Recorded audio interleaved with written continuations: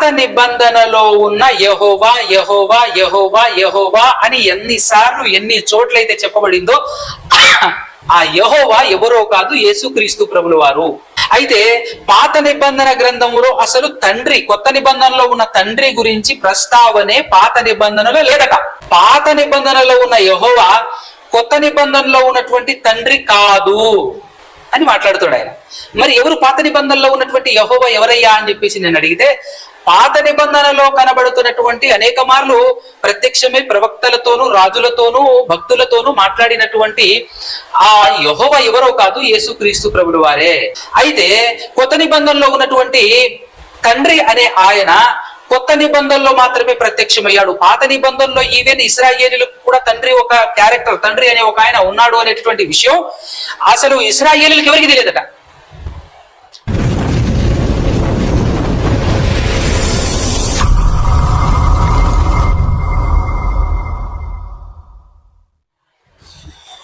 సర్వోన్నతుడు, సర్వాధికారి, సమస్త సృష్టిని సృష్టించిన మనందరికన్న తండ్రి అయినటువంటి ఆ ఏకైక దేవదేవునికి ఆయన కుమారుడు, మన రక్షకుడు యేసుక్రీస్తు ప్రభుల వారి ద్వారా పరిశుద్ధాత్మ సహాయముతోనే స్తుతి స్తోత్రాలు కృతజ్ఞతా స్తుతులు చెల్లించుచున్నాను. అదేవిధముగా ఆయన మాటలు వినటువంటి మాటలను జాగ్రత్తగా యథార్థంగా ఆలోచించి సత్యాన్ని గ్రహించే ప్రయత్నం చేస్తూ ముందుకు సాగుతున్నటువంటి మీ అందరికీ కూడా క్రీస్తు పేరటనే నా యొక్క శుభములు, వందనాలు తెలియజేస్తున్నాను. ఈరోజు ఒక ప్రాముఖ్యమైనటువంటి విషయం మాట్లాడాలి అని అనిపించింది. ఎందుకు అని అంటే, సమాజంలో ప్రస్తుతం జరుగుతున్నటువంటి అలజడి మనందరికీ తెలుసు. మరి యేసుక్రీస్తు ప్రభుల వారు పుట్టినవాడా, లేకపోతే పుట్టుకే లేకుండా ఉన్నవాడైనటువంటి దేవుడు ఎలాగైతే పుట్టుక లేకుండా తనంతట తానుగా ఉన్నాడో, అలాగే యేసుక్రీస్తు ప్రభుల వారు కూడా తనంతట తానుగా ఉన్నాడా అని అన్నప్పుడు, ఉన్నవాడు దేవునితో సరిసమానుడైన మరొక దేవుడు అని చెప్పేవాళ్ళు ఉన్నారు. లేదు, పుట్టాడు దేవుడు, దేవుని వలన, దేవుని ద్వారా యేసుక్రీస్తు ప్రభుల వారు దేవుని వలన పుట్టినటువంటి వాడు, దేవుడు పుట్టిస్తే పుట్టాడు అనేటువంటి విధంగా నమ్ముతున్నటువంటి వాళ్ళు మరి కొంతమంది. అయితే ఈ విధానంలో మాట్లాడుతూ ప్రస్తుత క్రైస్తవ సమాజంలో ఒక రకమైనటువంటి అలజడి రేగుతున్నప్పుడు, మరి ఎక్కడైనా సరే మన పురాతన కాలం అనగా మొదటి శతాబ్దపు కాలమైనటువంటి అపోస్తుల కాలంలో కూడా ఒక సత్యం బయటపడాలి అని అంటే ఖచ్చితంగా ఈ రకమైనటువంటి అలజడి కామన్ గా జరగటం సహజం. ఎందుకంటే ఒక వ్యక్తికి దయ్యం పట్టినప్పుడు వదిలించాలి అని యేసుక్రీస్తు ప్రభుల వారు వెళ్ళినప్పుడు సైలెంట్ గా గమ్మున వెళ్ళిపోదు, ఒక రకమైనటువంటి అలజడిని సృష్టించి అందులో నుంచి వెళ్ళిపోయే ప్రయత్నం చేస్తుంది. కాబట్టి ఎందరిలో అయితే సాతానుడు ప్రవేశించి ఉన్నాడో వారిలో ఉన్నటువంటి సాతానుడు బయటికి వెళ్ళాలి అని అంటే మరి ఇలాంటి అలజడి కామన్. అయితే ఇలాంటి సందర్భంలో మాత్రం మనం ఖచ్చితంగా నూరిప్పాలి, ఖచ్చితంగా మాట్లాడాలి. సత్యం తెలిసినటువంటి మనం మాట్లాడకపోతే అసలు బాగుండదు. ఏదేమైనా దేవుని కృపలో చాలా మంది మరి ఆలోచిస్తున్నారు, కనులు తెరుస్తున్నారు, సత్యాన్ని గ్రహిస్తున్నారు. అది ఒక పక్క ఆనందకరమైనటువంటి విషయం అయినప్పటికీ కూడా ఈరోజు త్రిత్వవాదులు క్రైస్తవ్యాన్ని భయంకరంగా చెరిపివేసినటువంటి వారు ఎవరైనా ఉన్నారు అని అంటే అది త్రిత్వవాదులే. క్రైస్తవ్యంలో ఒక భయంకరమైనటువంటి బోధ ఏదైనా ఉంది, ఒక చండాలమైన బోధ ఏదైనా ఉంది అని అంటే అది త్రిత్వమే. అలాంటి త్రిత్వవాదులు మాట్లాడుతుంటే రకరకాలుగా మరి ఎక్కడైనా అపార్థం చేసుకొని, లేదంటే ఏదో అర్థం కాక ఎవరో చెప్పిన దాన్ని విని ఆ విధంగా వాళ్ళు మాట్లాడుతున్నారు. పాపం వాళ్ళ యొక్క మనోనేత్రాలు వెలిగింపబడాలి, వాళ్ళను మరి అగ్నిలో నుంచి లాగినట్టు వారిని మనం రక్షించాలి అనేటువంటి ఆలోచనతో మనం మాట్లాడుతూ ఉన్నాం. అయితే ఈరోజు నేను ఒక సహోదరుడు ఉదయం నాకు ఫోన్ చేసి మాట్లాడినప్పుడు కొద్దిసేపు స్తంభించిపోయాను. నేను కొద్దిసేపు సైలెంట్ అయిపోయాను. అసలు వాళ్ళ యొక్క బోధ, వాళ్ళు ఏమనుకుంటున్నారు, బైబిల్ వాళ్ళు ఎలా అర్థం చేసుకుంటారు. ఎందుకంటే ఇన్ని రోజుల నుంచి మనం ఒక రకమైనటువంటి కన్ఫ్యూజన్ ఏంటి అని అంటే, అసలు వీళ్ళకి ఏమైనా బుర్ర ఉందా, అసలు వీళ్ళకి ఎందుకు అర్థం కావట్లేదు, ఇంత నీట్గా ఇంత క్లారిటీగా ఉన్నా కూడా వీళ్ళకి అర్థం కావట్లేదు ఎందుకు అని మనం అనుకుంటున్నాం. కానీ అసలు వాళ్ళు ఎంత భయంకరమైనటువంటి ఆలోచనలో, ఎంత భయంకరమైనటువంటి విధానంలో బైబిల్ని వక్రీకరించారు అని అంటే, పరిశుద్ధాత్మ సహాయముతో పలకబడినటువంటి మాటలను ఖాతరు కూడా చేయకుండా అసలు పరిశుద్ధాత్మకు విరోధముగా మాట్లాడితే ఏ యుగమందు గాని రాబోయే యుగమందు గాని అతనికి పాప క్షమాపణ లేదు అని బైబిల్ చెప్పింది కదా. దానికి సరిగ్గా సరిపోయేటటువంటి వాళ్ళు ఎవరయ్యా అంటే ఈ త్రిత్వవాదులే. వీళ్ళెందుకు మారట్లేరు, వీళ్ళెందుకు కన్నులు తెరవట్లేరు అని అంటే ఎంతో కొంత తండ్రి కుమార పరిశుద్ధాత్మ ముగ్గురుగానే ఉన్నారు అని అర్థం చేసుకున్నటువంటి వాళ్ళు ఎంతో కొంత ఆలోచన చేయగలుగుతున్నారు. కానీ ఈ త్రిత్వం అనేటటువంటి బాయిలో దూకినటువంటి వాళ్ళు బయటికి రావటం మాత్రం అసంభవం అనే చెప్పాలి. ఎందుకనంటే వారికి ఏ తరంలోనూ క్షమాపణ లేదు. వాళ్ళు చేస్తున్నది పరిశుద్ధాత్మకు వ్యతిరేకమైన భయంకరమైనటువంటి పాపం అనేటటువంటి విషయం ఇప్పుడు మీకు కూడా అర్థం అవుతుంది. అసలు నాకు ఫోన్ చేసి ఒక సహోదరుడు ఏం చెప్పాడో మీకు చెప్తాను. అసలు ఆయన ఎందుకు ఫోన్ చేశాడు అని అంటే, ఈరోజు మరి కొత్త నిబంధనలో ఉన్న యేసుక్రీస్తు ప్రభుల వారి యొక్క తండ్రి ఎవరు అనేటటువంటి టాపిక్ మన ఛానల్లో మనం అప్లోడ్ చేయడం జరిగింది. మన ఎక్స్ ఆర్మీ కృష్ణన్న గారు మాట్లాడినటువంటి సబ్జెక్ట్ అది. సో మీరు ఆల్మోస్ట్ ఆల్ కొంతమంది వినే ఉంటారు. అయితే ఆ సబ్జెక్ట్ విన్న తర్వాత అసలు ఆ సబ్జెక్ట్ ఏంటి అని అంటే, పాత నిబంధనలో యెహోవాగా అనగా పాత నిబంధనలో దేవుడు ఏమంటున్నాడు అని అంటే, ఇశ్రాయేలీయుల దేవుడనైన నేనే యెహోవాను అని అనేక సార్లు ఆయన చెప్పుకోవటం, అందులో నుంచి కొన్ని విషయాలు అన్నగారు చూపించారు. దాంతో పాటుగా మన దేవుడైన యెహోవా అని ఇశ్రాయేలీయులు భక్తులు ప్రవక్తలు మాట్లాడుకున్నారు. వాటిని కూడా చూపించాడు. మన దేవుడైన యెహోవా, మా దేవుడైన యెహోవా, మన దేవుడైన యెహోవా, నా దేవుడైన యెహోవా అని ఇశ్రాయేలీయులు మాట్లాడుకుంటూ వచ్చారు. అయితే ఇప్పుడు ఈ యెహోవా ఎవరు అని అంటే, కొత్త నిబంధనలో యేసుక్రీస్తు ప్రభుల వారికి తండ్రియే ఈ యెహోవా అని చూపించడానికి యేసుక్రీస్తు ప్రభుల వారు కూడా యోహాను సువార్త 8వ అధ్యాయం 54వ వచనంలో మా దేవుడు అని మీరు ఎవరి గురించి అయితే మాట్లాడుతున్నారో ఆయనే నా తండ్రి అని చాలా క్లియర్గా నీట్గా మరి యేసుక్రీస్తు ప్రభుల వారు మాట్లాడారు. ఇంకా ఇంత నీట్గా ఉన్న తర్వాత ఆలోచిస్తారు, వింటారు అని అనుకుంటే ఈ సబ్జెక్ట్ మొత్తం విన్న తర్వాత ఒక ఎంటీ బ్రెయిన్ వ్యక్తి నాకు ఫోన్ చేశాడు. ఒక ఎంటీ బ్రెయిన్ వ్యక్తిని ఎందుకు అంటున్నానంటే, అసలు ఆ సబ్జెక్టే పాత నిబంధనలో కొత్త నిబంధనలో ఉన్నటువంటి యేసుక్రీస్తు ప్రభువు వారి యొక్క తండ్రి యెహోవా అని నీట్గా చెప్పటానికి ఆ సబ్జెక్ట్ ఉన్నది. ఆయన ఫోన్ చేసి నన్ను అడుగుతున్నటువంటి ప్రశ్న ఏంటంటే, యేసుక్రీస్తు ప్రభువుల వారి యొక్క తండ్రి ఎవరు చెప్పండి అని అడుగుతున్నాడు. ఆ సబ్జెక్ట్ విన్నావు కదా బ్రదర్ అని అంటే, విన్నాను కాబట్టి అడుగుతున్నాను అని అంటున్నాడు. మరి ఆ సబ్జెక్ట్ క్లారిటీ ఇస్తుంది కదా అని అంటే, లేదు మీకు తెలియట్లేదు, మీరు అపార్థం చేసుకున్నారు, అది కాదు అని అన్నాడు. సరే పోనీ మనం విందాం, పోనీ ఏమైనా చెప్తారేమని చెప్పేసి, ఏం చెప్తావు నువ్వన్నా చెప్పు బ్రదర్, మరి నేను వింటాను. మేము చెప్పాల్సింది ఆల్రెడీ ఆ సబ్జెక్ట్లో చెప్పాము, అంతకు ముందు ఉన్నటువంటి అనేక సబ్జెక్టులో కూడా మేము చెప్పాము, పోనీ నువ్వేం చెప్తావో చెప్పు అని చెప్పేసి నేను ఆ సహోదరుని అడిగినప్పుడు, ఆ సహోదరుడు చెప్పినటువంటి సమాధానం విని నాకు ఫీజులు అసలు మామూలుగా లేదు. అసలు ఏంది ఇంత ఘోరంగా, ఇంత భయంకరమైనటువంటి బోధలో ఉన్నారు, అసలు ఇంత ఘోరంగా వెళ్ళిపోయారా వీళ్ళు. అందుకోసమే వీళ్ళు ఇక కష్టం, వీళ్ళు రికవరీ అవ్వటం కానీ తిరిగి రావటం కానీ కష్టం అని అనిపించింది. అసలు ఏం చెప్పాడు ఆయన అంటే, ఎంత భయంకరమైనటువంటి బోధ అంటే, పాత నిబంధనలో ఉన్న యెహోవా యెహోవా యెహోవా యెహోవా అని ఎన్నిసార్లు ఎన్ని చోట్లయితే చెప్పబడిందో ఆ యెహోవా ఎవరో కాదు, యేసుక్రీస్తు ప్రభుల వారు. అయితే పాత నిబంధన గ్రంథంలో అసలు తండ్రి, కొత్త నిబంధనలో ఉన్న తండ్రి గురించి ప్రస్తావనే పాత నిబంధనలో లేదట. పాత నిబంధనలో ఉన్న యెహోవా కొత్త నిబంధనలో ఉన్నటువంటి తండ్రి కాదు అని మాట్లాడుతాడు ఆయన. మరి ఎవరు పాత నిబంధనలో ఉన్నటువంటి యెహోవా ఎవరయ్యా అని చెప్పేసి నేను అడిగితే, పాత నిబంధనలో కనబడుతున్నటువంటి అనేక మార్లు ప్రత్యక్షమై ప్రవక్తలతోనూ రాజులతోనూ భక్తులతోనూ మాట్లాడినటువంటి ఆ యెహోవా ఎవరో కాదు, యేసుక్రీస్తు ప్రభుల వారే. అయితే కొత్త నిబంధనలో ఉన్నటువంటి తండ్రి అనే ఆయన కొత్త నిబంధనలో మాత్రమే ప్రత్యక్షమయ్యాడు. పాత నిబంధనలో ఈవెన్ ఇశ్రాయేలీలకు కూడా తండ్రి ఒక క్యారెక్టర్, తండ్రి అనే ఒక ఆయన ఉన్నాడు అనేటువంటి విషయం అసలు ఇశ్రాయేలీలకు ఎవరికి తెలియదట. ఇది వింటుంటే ఫీజులు ఈ అవుట్ అయిపోయే విధానం కనబడట్లే. అసలు పాత నిబంధనలో ఉన్నటువంటి తండ్రి ఈ కొత్త నిబంధనలో పాత నిబంధనలో ఉన్న యెహోవా, కొత్త నిబంధనలో ఉన్న తండ్రి, ఆ ఇద్దరికి సంబంధమే లేదు, అసలు ఆయన ఈయన కాదు అనే విధానంలో మాట్లాడుతున్నాడు. సరే ఏదో ఒకటి మాట్లాడుతున్నాడు, పోనీ మాట్లాడిని అని చెప్పేసి, మరి ఇది మీ ఊహైనా ఉట్టి మాటలేనా, ఆధారాలు ఏమైనా చూపించగలరా బ్రదర్ అని చెప్పేసి నేను అన్నాను. అప్పుడు ఆయన చూపించిన ఆధారాలు ఒకసారి చూద్దాం. ఆయన చూపించినటువంటి ఆధారాలు ఒకసారి చూద్దాము. ఇప్పుడు ఆయన ఏం చూపించాడు అంటే, మన యోహాను సువార్త 5వ అధ్యాయము ఒకసారి అందరూ తెరిచి చూడండి.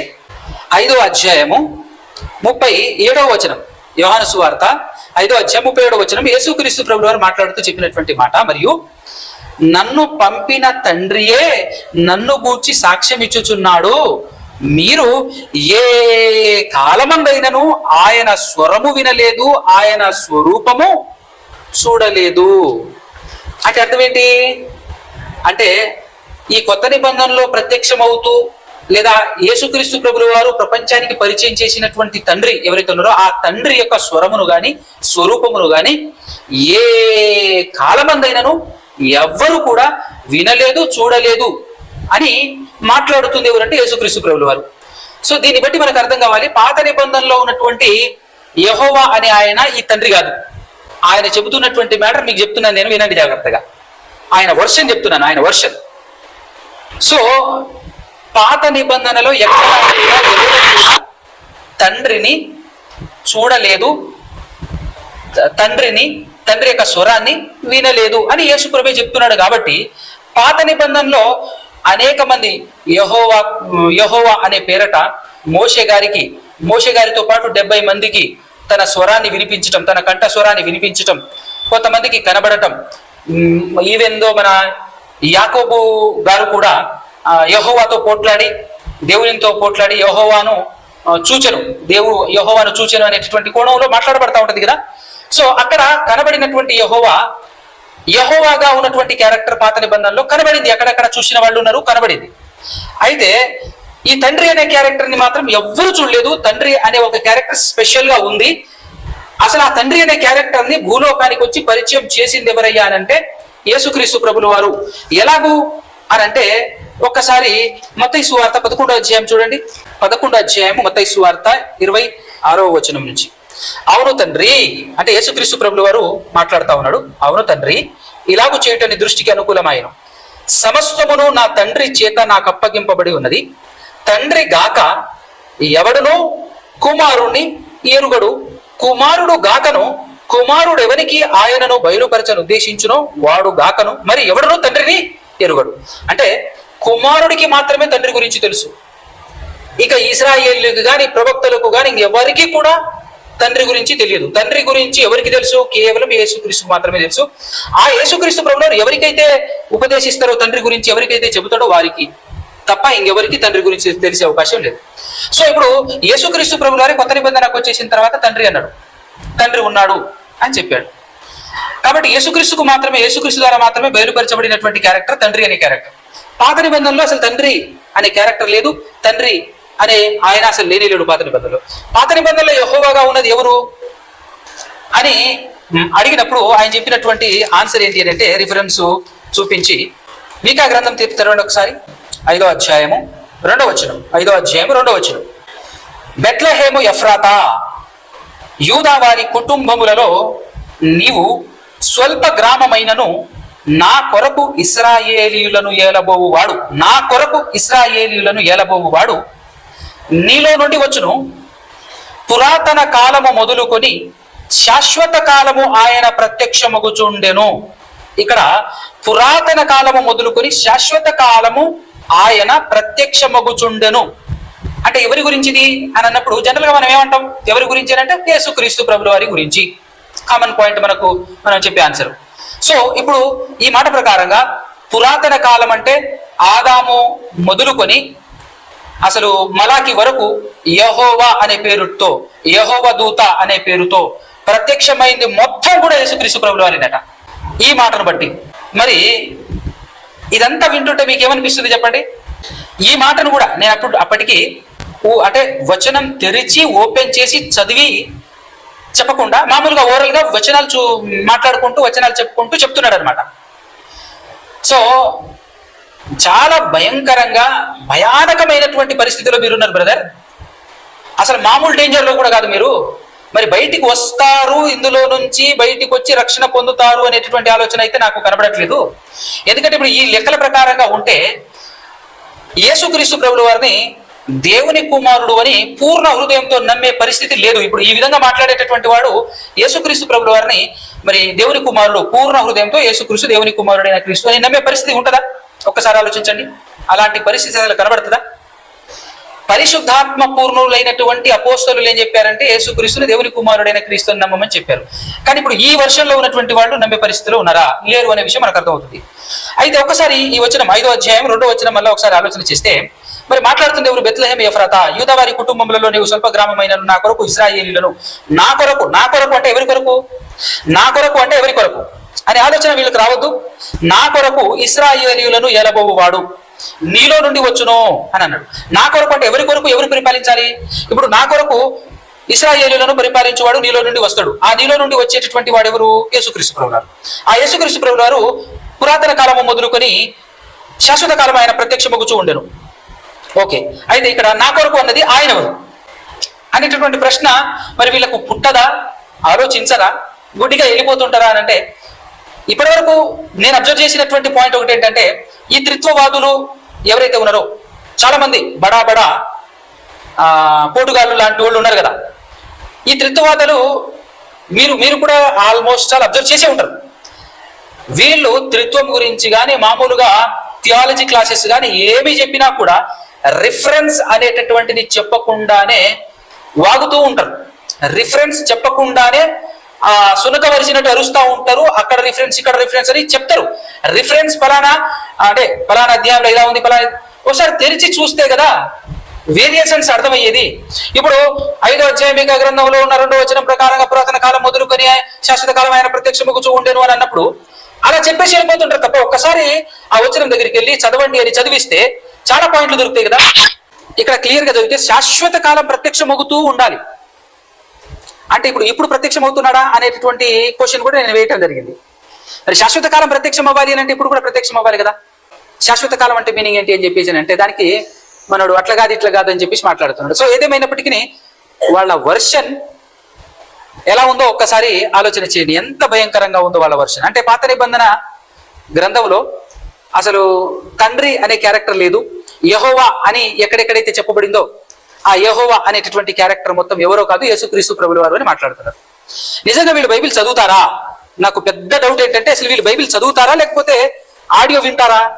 ఆడియో బైబిల్ వినేసిపోతారా, లేకపోతే ఎవరో చెప్పిన వేరే వేరే పుస్తకాలు అంటే త్రిత్వవాదులు అనేటటువంటి వాళ్ళు కూడా చాలా చాలా పుస్తకాలు రాసుకున్నారు మనుషులు. బైబిల్ చదివితే మనకు అర్థం కాదు, మనం ఈ పుస్తకాలే చదవాలి అని చెప్పేసి మరి అలా మోల్డ్ అయిపోయారా వీళ్ళు? నాకైతే పెద్ద డౌట్ ఏంటంటే వీళ్ళు బైబిల్ చదవట్లేరు అనేది నా పెద్ద డౌట్. ఎందుకంటే నాకు చాలా మంది ఫోన్ చేశారు. ఒక వ్యక్తి ఫోన్ చేసేసి రంజిత్ తోఫీర్ అనేటటువంటి వ్యక్తి ఒక పుస్తకం రాశాడు, అద్భుతంగా ఉంటుంది, బైబిల్ చదివితే మనకు అర్థం కాదు కానీ అది చదవాలి అని చెప్పేసి మాట్లాడాడు.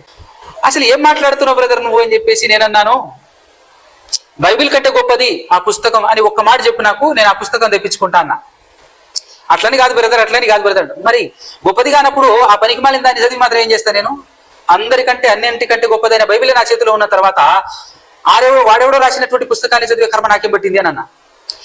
అంటే ఈ మాట ఎందుకు చెప్పాను అంటే ఎవడో రాసినటువంటి పుస్తకాలను చదువుతున్నారు తప్ప వీళ్ళు బైబిల్ చదవట్లేరు అనేటువంటి విషయం దీంతో నాకు పక్కా క్లారిటీ అయింది. మరి వీళ్ళు ఇలా మాట్లాడుతున్నప్పుడు ఒక్కసారి ఒక విధానంలోనికి నేను తీసుకెళ్తాను. ఇప్పుడు వాళ్ళు చెప్పినటువంటి లెక్కల ప్రకారంగా పాత నిబంధనలో యెహోవా అనే క్యారెక్టర్ యేసుక్రీస్తు అని అనుకుంటే వాళ్ళు అనుకున్నట్టు ఒకసారి అనుకుందాం, అలా అనుకుని ముందుకు సాగుదాం. పాత నిబంధన గ్రంథంలో యెహోవాయే దేవుడు, యెహోవా నైనా నేనే మీకు దేవుడను, నేను తప్ప వేరొక దేవుడు ఉండకూడదు, యెహోవా తప్ప వేరొక దేవుడు ఉండకూడదు, యెహోవాయే దేవుడు. అలాగే అబ్రహాము, ఇస్సాకు, యాకోబుల దేవుడు నైనా యెహోవాను నేనే అని అనేక సార్లు చెప్పాడు కదా పాత నిబంధన గ్రంథంలో. మరి వీళ్ళు చెప్తున్నటువంటి వెర్షన్ ప్రకారంగా ఇదంతా మాట్లాడేది ఎవరు అని అంటే ఇప్పుడు యేసుక్రీస్తు. యెహోవాయే దేవుడు, యెహోవా తప్ప వేరే దేవుడు లేడు, యెహోవాయే దేవుడు, అలాగే అబ్రహాము దేవుడు, ఇస్సాకు దేవుడు, యాకోబు దేవుడు అని మాట్లాడింది కూడా యేసుక్రీస్తు. ఇప్పుడు వాళ్ళ మాటల ప్రకారంగా వాళ్ళు ఇప్పుడు ఇచ్చినటువంటి ఎక్స్ప్లెనేషన్ ప్రకారంగా ఒకవేళ అదే రైట్ అని అనుకుని ఒక్కసారి మనం కొత్త నిబంధనలో ఆత్మపూర్ణులైనటువంటి వారు ఈ పనికి మారినటువంటి వాళ్ళల్లో ఆత్మ ఉందా లేదా అని ఆలోచిస్తే ఖచ్చితంగా చెప్పొచ్చు వీళ్ళెవరిలో కూడా ఆత్మ లేదని. వీళ్ళ దగ్గర ఆత్మ ఉంది అని చెప్పడానికి గ్యారెంటెడ్ గా ఏదీ లేదు. కానీ కొత్త నిబంధన గ్రంథంలో ఖచ్చితంగా నిండు ఆత్మపూర్ణులైనటువంటి వాళ్లే స్టెఫెను గారు కానివ్వండి, పేతురు గారు కానివ్వండి, పౌలు గారు కానివ్వండి, అపోస్తులైనటువంటి వారందరూ కూడా నిండు ఆత్మపూర్ణులైనటువంటి వారు అని మనకు సాక్ష్యం ఉంది. మనకు ఆధారం ఉంది. సో ఇప్పుడు వాళ్ళ దగ్గరికి వెళ్ళి ఇప్పుడు అబ్రహాము దేవుడు ఎవరు, ఇస్సాకు దేవుడు ఎవరు, యాకోబు దేవుడు ఎవరు? అబ్రహాము, ఇస్సాకు, యాకోబుల దేవుడు ఎవరు? ఎందుకంటే ఇప్పుడు పాత నిబంధనలో తండ్రి అనే క్యారెక్టర్ లేదు, ఎక్కడా కనబడలేదు. యెహోవా యెహోవా యెహోవా అని చెప్పబడినటువంటి అన్ని చోట్ల యెహోవా గాను యెహోవా దూతగాను ఉన్నటువంటి ఆ క్యారెక్టర్ ఎవరో కాదు, యేసుక్రీస్తు ప్రభుల వారు అని మాట్లాడుతున్నటువంటి వాళ్ళు ఎవరైతే ఉన్నారో, పోనీ కొద్దిసేపు వాళ్ళదే రైట్ అని అనుకొని మనం వెళ్దాం, వాళ్ళదే రైట్ అలా కూడా ఆలోచన చేద్దాం. ఎందుకంటే వాళ్ళ లెక్క గుడ్డిగా గుడ్డెద్దు చేల్లో పడ్డట్టు పరిగెత్తకూడదు. ఇప్పుడు వాళ్ళ విధానం చూస్తుంటే ఏ గడ్డి వేస్తుందో గుడ్డెద్దుకు అర్థం కాదు, అంతా కలగలిపి ఉంటుంది అనమాట.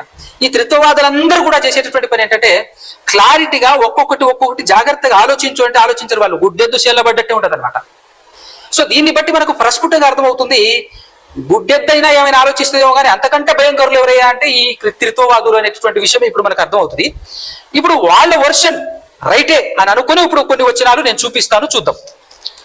యేసుక్రీస్తు ప్రభుల వారు స్వయంగా మాట్లాడినటువంటి ఒక మాట ఉంటది మత్తయి సువార్త 22వ అధ్యాయంలో. ఇప్పుడు పాత నిబంధనలో ఉన్నటువంటి యెహోవాయే యేసుక్రీస్తు అని అనుకొని, మరి పాత నిబంధనలో ఉన్న యెహోవా ఎవరో కాదు యేసుక్రీస్తు అని అన్నప్పుడు ఆ యేసుక్రీస్తు ప్రభుల వారే పొదలో కానీ, అంటే మోషే గారికి కనబడి పొదలో కనబడి అబ్రహాము దేవుడును, ఇస్సాకు దేవుడును, యాకోబు దేవుడును అని చెప్పాడు కదా. సో అలా చెప్పింది యేసుక్రీస్తు ప్రభుల వారే వాళ్ళ లెక్కల ప్రకారంగా అన్నప్పుడు, ఇప్పుడు మనం స్వయంగా సాక్షాత్తు యేసుక్రీస్తు ప్రభుల వారు కొత్త నిబంధనలో మాట్లాడుతున్నారు. ఆయన మాట్లాడుతున్నప్పుడు ఆయన ఏం చెప్పాడో ఒకసారి మనం చూసేటటువంటి ప్రయత్నం చేద్దాం. 22వ అధ్యాయము 29వ వచనం నుంచి చూద్దాం. 22వ అధ్యాయము మత్తయి సువార్త 29వ వచనం నుంచి. అందుకు యేసు అంటే మాట్లాడుతుంది యేసుక్రీస్తు ప్రభుల వారు ఏమని మాట్లాడుతున్నాడు అని అంటే, లేఖనమును గాని దేవుని శక్తిని గాని ఎరుగక మీరు పొర్రబడుచున్నారు. ఇది ఈ త్రిత్వవాదులకు కరెక్ట్ గా సరిపోతుందేమో ఈ మాట. లేఖనమును గాని దేవుని శక్తిని గాని ఎరుగక మీరు పొరబడుచున్నారు అనే మాట. పునరుద్ధానమందు ఎవరును పెళ్లి చేసుకున్నారు, పెళ్లికి ఇయ్యబడరు, వారు పరలోకమందున్న దూత వలె ఉందురు. సందర్భం ఏంటి అని అంటే, సద్దుకయ్యులు పునరుద్ధానం లేదని నమ్మేటటువంటి వాళ్ళు ఒక చక్కటి కథ అల్లుకొని తీసుకొచ్చారు యేసుక్రీస్తు ప్రభుల వారి దగ్గరికి ఒక ప్రశ్న వేయటానికి. 7 అన్నదమ్ములు ఒకే స్త్రీని పెళ్లి చేసుకుని ఒకరి తర్వాత ఒకరు చచ్చిపోయారు, పునరుద్ధానమందు ఆ 7 ఎవరికి భార్య అవుతుంది ఈవిడ అని క్వశ్చన్ వేశారు వాళ్ళు. అప్పుడు యేసుక్రీస్తు ప్రభుల వారు పరలోకంలో పెళ్లి చేసుకోవటాలు, సంసారం చేయటాలు ఉండవు, దేవదూతలు ఎలాగైతే ఉంటారో అలానే ఉంటారు, వాళ్ళందరూ కూడా బ్రతికే ఉంటారు, అక్కడ స్త్రీ పురుషులు అనే జెండర్ ఉండదు అనేటటువంటి విషయం, అంటే పెళ్లి చేసుకోవటాలు సంసారం చేయటాలు ఉండవు అని చెప్పటానికి యేసుక్రీస్తు ప్రభుల వారు ఎత్తిన సందర్భం ఏంటి అని అంటే, మోషే గారి పొదలో దేవుడు ఆయనతో మాట్లాడిన సందర్భాన్ని, అంటే దేవుడు మోషే గారితో మాట్లాడిన సందర్భం, ఆ సందర్భాన్ని ఎత్తుకొని సమాధానం ఇచ్చే ప్రయత్నం చేస్తూ ఉంటాడు యేసుక్రీస్తు ప్రభుల వారు. చూడండి ఒకసారి 29వ వచనం, 30వ వచనం. 30వ వచనం. పునరుద్ధానమందు ఎవరును పెళ్లి చేసుకున్నారు, పెళ్లికి ఇయ్యబడరు, వారు పరలోకమందున్న దూత వలె ఉందురు, దూత వలె ఉందురు. తర్వాత 31. మృతుల పునరుద్ధానమును గూర్చి నేను అబ్రహాము దేవుడను, ఇస్సాకు దేవుడను, యాకోబు దేవుడనై ఉన్నానని దేవుడు మీతో చెప్పిన మాట. ఎవరు చెప్పారట ఈ మాట? దేవుడు మీతో నేను మీతో చెప్పాను అంటున్నాడా యేసుక్రీస్తు ప్రభుల వారు? దేవుడు మీతో చెప్పిన మాట మీరు చదవలేదా? అది చదివినప్పుడు ఏమర్థం కావాలి అని అంటే, ఆయన సజీవులకే దేవుడు గాని మృతులకు దేవుడు కాడని వారితో చెప్పెను. అంటే వాడు బ్రతికే ఉన్నారు, అబ్రాహాము, ఇస్సాకు, యాకోబులు అనేటటువంటి వారు బ్రతికే ఉన్నారు. బ్రతికి ఉన్న వాళ్ళకే దేవుడు ఆయన. కాబట్టి భౌతికంగా భూలోకంలో లేకపోయినప్పటికీ వాడు చనిపోయిన తర్వాత మోషే గారితో ఏమని చెప్తున్నాడు అంటే, నేను అబ్రహాము దేవుడను, ఇస్సాకు దేవుడను, యాకోబు దేవుడను అని మాట్లాడుతున్నాడు. అలా మాట్లాడుతుంది ఎవరు? దేవుడే అనే విషయం ఇంకా క్లారిటీగా మార్కు సువార్తలో మార్కు గారు రాశారు దీని గురించి ఇంకా క్లారిటీగా. 12వ అధ్యాయం మార్కు సువార్త 24 నుంచి చూసినట్లయితే, అందుకు యేసు మీరు లేఖనమును గాని దేవుని శక్తిని గాని ఎరుగక పోవుట వలననే పొరబడుచున్నారు. వారు మృతులలో నుండి లేచున్నప్పుడు పెళ్లి చేసుకొనరు, పెళ్లికి ఇయ్యబడరు గాని పరలోకమందున్న దూత వలె ఉందురు. వారు లేచెదరని, ఇక్కడ చాలా క్లారిటీ ఉంది చూడండి, వారు లేచెదరని మృతులను గూర్చిన సంగతి మోషే గ్రంథమందలి పొదను గురించిన భాగములో మీరు చదవలేదా? ఆ భాగములో ఆ భాగములో దేవుడు ఏం చెప్పాడు? దేవుడు అని అంటే నేను కాదు చెప్పింది, దేవుడు చెప్పాడు అని మాట్లాడుతూ దేవుడు నేను అబ్రహాము దేవుడను, ఇస్సాకు దేవుడను, యాకోబు దేవుడను అని అతనితో చెప్పెను. ఆయన సజీవుల దేవుడు గాని మృతుల దేవుడు కాడు. ఇంత క్లారిటీగా, ఎంత అద్భుతంగా యేసుక్రీస్తు ప్రభులు వారే చెప్పారు. ఏమని? ఒరే దేడిదిమాకుల్లారా, ఒరే తింగరొల్లారా, ఒరే త్రిత్వవాదుల్లారా, బుర్ర ఏడబెట్టుకున్నారా? మీకు బుర్ర ఉందా, గుజ్జు ఉందా, లేకపోతే మలమేమైనా పెట్టుకున్నారా లోపల? ఒరే అక్కడ మాట్లాడింది నేను కాదురా, మాట్లాడింది దేవుడురా అని యేసుక్రీస్తు ప్రభుల వారు ఇంత క్లారిటీగా చెబుతున్నా కూడా వీళ్ళ బుర్ర ఎలగట్లేదు అని అంటే బుర్ర జ్ఞానం లేనటువంటి, బ్రెయిన్ లెస్, ఎంటీ బ్రెయిన్ ఉన్నటువంటి వాడు ఫోన్ చేసినప్పుడు ఈ సందర్భం చూపిస్తే దీన్ని కూడా వాళ్ళు ఎలా వక్రీకరిస్తున్నారు అని అంటే, బ్రదర్ ఆ సందర్భం వేరు బ్రదర్ అంటాడు. ఏం చెప్పాలి వాడికి? వాడికి ఏం చెప్పాలి ఇప్పుడు లక్ష్మణం? ఒరే బుర్ర ఏడబెట్టుకొని వచ్చినవరా, ఫోన్ చేసినావు, బుర్ర ఏడబెట్టుకున్నావురా నువ్వు? ఏంది ఆ సందర్భం ఏంది? ఏం చెప్తున్నాడు? సద్దుకయ్యులు అడిగిన ప్రశ్నకు జవాబు చెప్పడానికి అని చెప్పేసి యేసుక్రీస్తు ప్రభుల వారు పొదను గురించినటువంటి సందర్భాన్ని ఎత్తుకొని జవాబు చాలా చక్కగా చెప్తున్నారు. అలా పొదను గురించినటువంటి సందర్భం ఎత్తుకున్నప్పుడు ఆ పొదలో మాట్లాడింది ఎవరో నీట్గా చెప్తున్నాడు కదరా అని అంటే బుర్రేలు కదే. అరే ఎట్లా అంటే, బల్బు అయితే ఖచ్చితంగా ఏ ప్లగ్ లో పెట్టినా వెలుగుతుందండి. ఆ బల్బులో ఫిల్మెంట్ లేదనుకోండి, ఏ ప్లగ్ లో ఏ హోల్డర్ లో పెట్టినా కూడా అది వెలుగుతుందా? అందుకోసమే నేను పదే పదే చెప్తున్నది ఏంటంటే, లోపల ఫిల్మెంట్ లేనటువంటి బల్బులు ఎందులో పెట్టినా వెలగదు. అలాగే వీళ్ళు ఎంటీ బ్రెయిన్, గుజ్జు లేదు, ఎవడి పుస్తకాలు చదివి మోల్డ్ అయినటువంటి వాళ్ళు, ఎవడి మాటలో విని మోల్డ్ అయినటువంటి వారు, కాబట్టి వీళ్లకు అసలు ఏం మాత్రం అర్థం కావట్లేదు. ఎంత చెప్పినా ఎంత చక్కగా యేసుక్రీస్తు ప్రభుల వారు నేను కాదురా తింగరోళ్ళారా, నేను కాదురా మాట్లాడేది అని చెప్తుంటే ఇలా బుర్రకెక్కదే.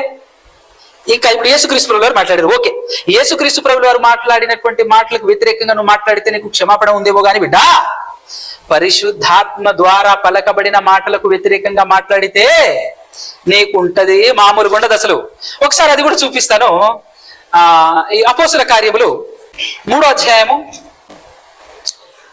నిండు ఆత్మపూర్ణుడు, పరిశుద్ధాత్మ పూర్ణుడైనటువంటి పేతురు గారు ప్రసంగిస్తున్నటువంటి ప్రసంగం 12వ వచనం నుంచి చూద్దాం. మనం 3వ అధ్యాయం అపోస్తుల కార్యములు 12వ వచనం నుంచి చూద్దాం.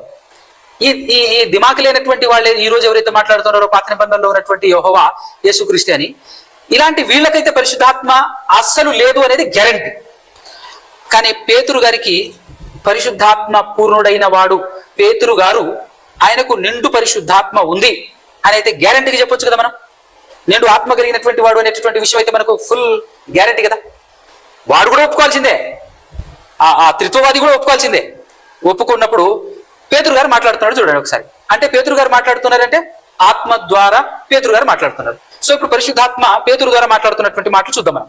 12వ వచనం, పేతురు దీనిని చూచి ప్రజలతో ఇట్లా నేను, ఇశ్రాయేలీయులారా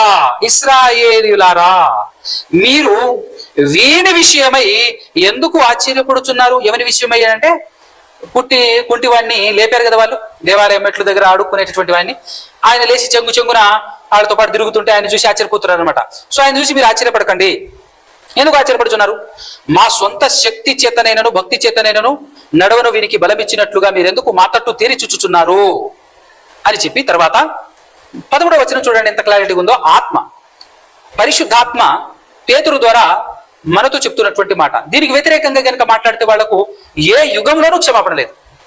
ఈ త్రిత్వవాదులకు ఏ యుగంలోనూ క్షమాపణ లేదు అనేటటువంటి విషయం ఇక్కడ క్లారిటీ అవుతుంది చూడండి.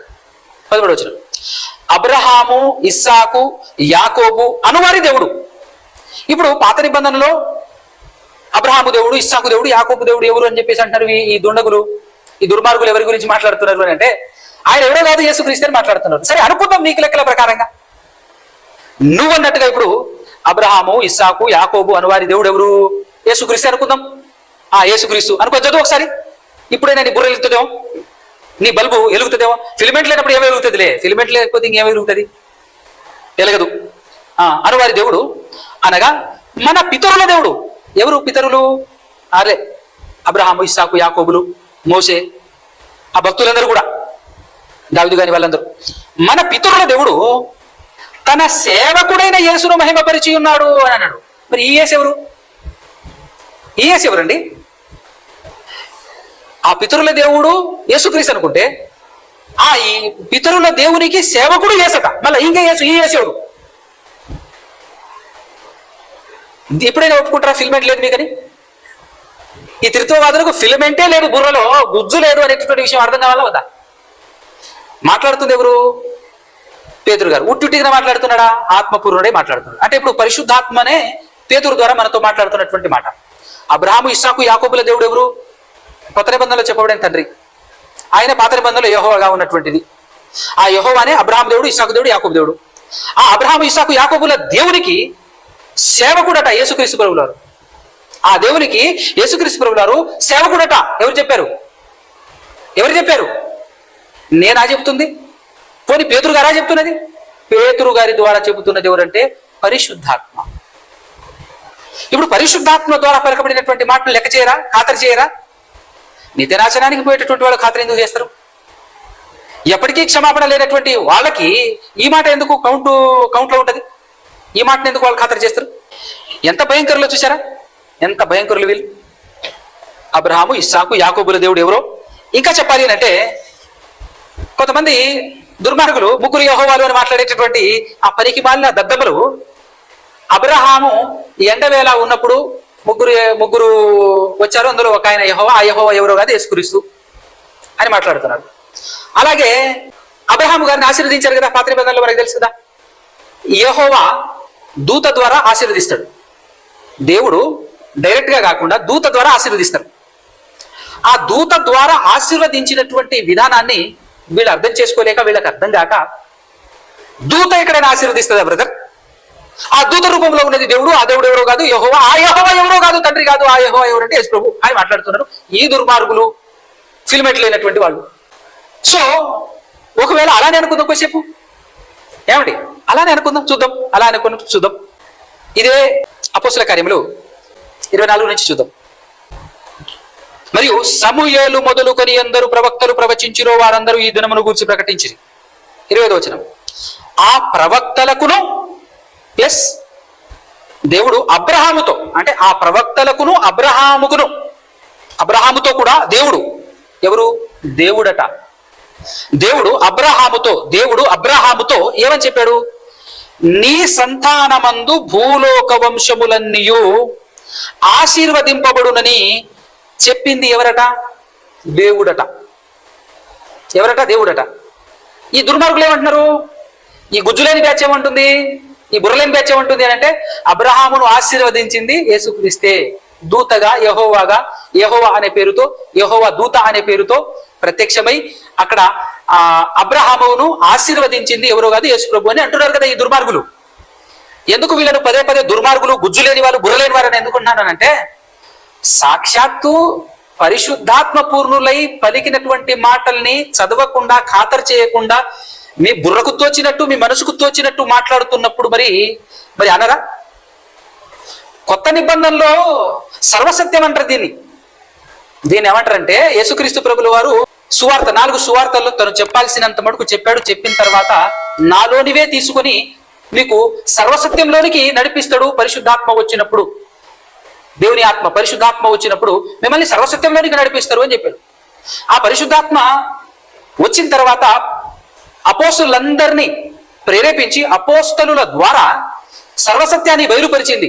సర్వసత్యాన్ని ఆయన ద్వారా బయలుపరచడం అంటే అపోస్తుల ద్వారా బయలుపరిస్తే ఆ అపోస్తుల ద్వారా బయలుపరిచినటువంటిదే కొత్త నిబంధనలో అపోస్తుల కార్యము కానీ పత్రికలు కానీ మనకు కనబడతా ఉన్నాయి. అందులోనే ఉన్నది సర్వసత్యం. సో అపోస్తుల ద్వారా, పరిశుద్ధాత్మ పూర్ణులైన అపోస్తుల ద్వారా పలకబడినటువంటి మాటలన్నీ సర్వసత్యానికి సంబంధించినవి అనే విషయం మనకు అర్థం కావాలి. ఈ సర్వసత్యాన్ని అర్థం చేసుకునేటటువంటి స్థితిలో కానీ మీరు లేకుండా మరలా వెనక్కి వెళ్ళిపోయి మాకేదో దొరికిందని ఆత్మకు వ్యతిరేకంగా బోధిస్తూ ఆత్మకు వ్యతిరేకంగా నమ్మబలుగుతున్నటువంటి మీరు ఫిలమెంట్ లేని వారనాలనా, తలకాయ లేని వారనాలనా? నేను మాట్లాడుతుంది చాలా తక్కువ, ఇంకా చాలా తక్కువ. కనీసం ఆలోచిస్తారని చెప్పేసి ఆ అమాయకులైనటువంటి విశ్వాసులందరినీ నరకానికి నడిపిస్తున్నారు మీరు. మరి అలాంటి వాడు దుర్మార్గులు కాకపోతే ఏమనాలా? అందుకోసమే ప్రస్ఫుటంగానే మాట్లాడుతున్నారు మీరు పచ్చి దుర్మార్గులు నాయనా అని. భయంకరమైనటువంటి దుర్మార్గులు మీరు, మామూలు కూడా కాదు అని చెప్తున్నది.